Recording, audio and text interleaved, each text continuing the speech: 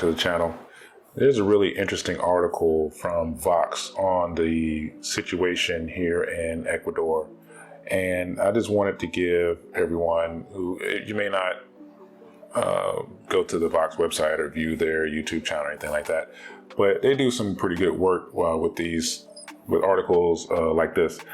And they have one on Ecuador that came out yesterday, and it really kind of sums up the situation here and how we got here.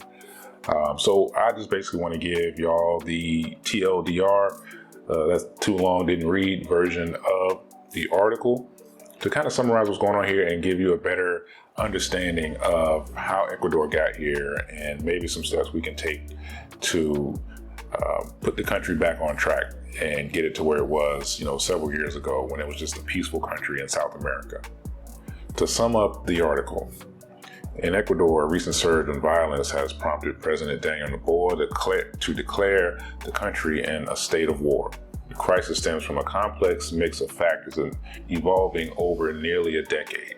Historically, an island of peace in the region, Ecuador's security has been undermined by growing impunity, transitional crime, group influence, shifts in global cocaine consumption, and increasing institutional corruption. The demobilization of Colombia's FARC in 2016 created a power vacuum in northern Ecuador, coinciding with a decline in U.S. cocaine demand and surge in Europe. This made Ecuador, with its strategic ports, an attractive trafficking route. Foreign groups, including Mexican cartels, Venezuelan gangs, and Albanian mafia, entered the scene. Ecuador's two largest gangs, Los Lobos and Los Choneros, experienced internal strife, leading to a violent power struggle. The consequences have been devastating. Ecuador's murder rates, once among the lowest in the region, quadrupled since 2018. Bombings, assassinations, and shootouts became commonplace. Efforts by former President Guillermo Lasso to crack down on gangs failed, and from 2022 to 2023, the murder rate nearly doubled. Experts and former officials claim that the government not only failed to curb violence, but may be involved in facilitating organized crime. Recent events, including prison escapes and government raids on officials linked to organized crime, highlighted the depths of this crisis. President Noboa's military crackdown may not be a quick fix, as institutional corruption remains a significant challenge. While Noboa declared an internal armed conflict and designated over 20 gangs as terrorist groups, experts caution against relying solely on a militarized approach. They emphasize that the need to address systemic corruption, suggesting a regional and international approach to tackle the global cocaine market. Some argue for rethinking drug prohibition as a way to challenge organized crime and corruption, signaling urgency of finding new strategies to prevent Ecuador from descending into further violence and instability. So let me give you what I think about this article and some of the things they're saying. The systemic corruption is really a big problem here.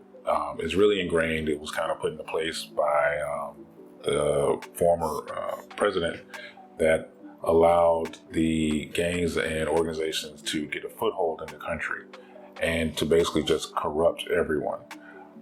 You really do have to clean house and get rid of all of the leftover corrupt officials that are in the country, because as long as they're around, it doesn't matter how much you crack down on the crime, it's just going to keep happening.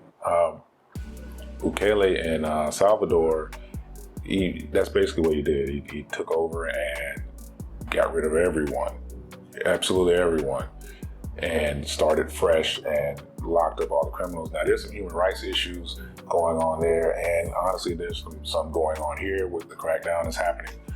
I'm not really cool with the whole human rights thing, but you really have to take harsh steps to make your country safe again. As long as you're a law-abiding citizen in the country, you should be fine. But yeah, you have to take drastic steps. So I don't completely disagree with the approach.